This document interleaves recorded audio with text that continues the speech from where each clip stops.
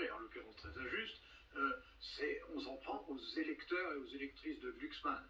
Non, moi je crois que ce n'est pas du tout un accord de la honte. D'abord, je pense que la gauche n'a pas le choix, que si elle veut éviter la médiocrité de ses résultats globaux, je dis bien globaux, il ne faut pas oublier que l'ensemble de la gauche ne fait que 30%.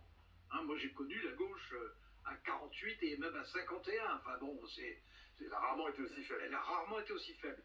Leur seule méthode possible, c'est de s'unir et de s'unir pour essayer de créer, non pas une vague, parce que la vague, elle va vers le Rassemblement national, mais la gauche n'a aucune chance de gagner ces législatives, selon vous? À mes yeux, non. Mais je pense qu'en s'unissant, elle limite les dégâts.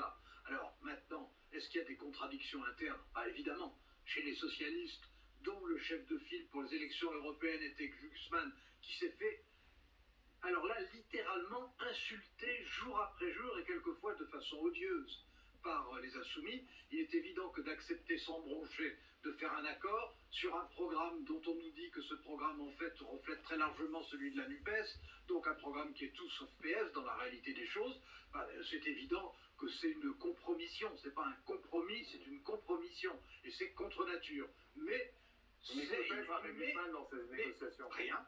Ah oui, non. Ah non, rien du tout. Ah oui. Il a été mis hors jeu dès qu'il s'est agi des élections législatives à 2 tours et au scrutin majoritaire. Lui, d'ailleurs, il était très à l'aise, d'ailleurs, il a fait une très bonne campagne, hein, mais il était très à l'aise dans un scrutin proportionnel à 1 tour, qui est un scrutin d'opinion. Dans un scrutin majoritaire à 2 tours pour les élections à l'Assemblée nationale, c'est un scrutin d'intérêt, de sentiment, de ressentiment.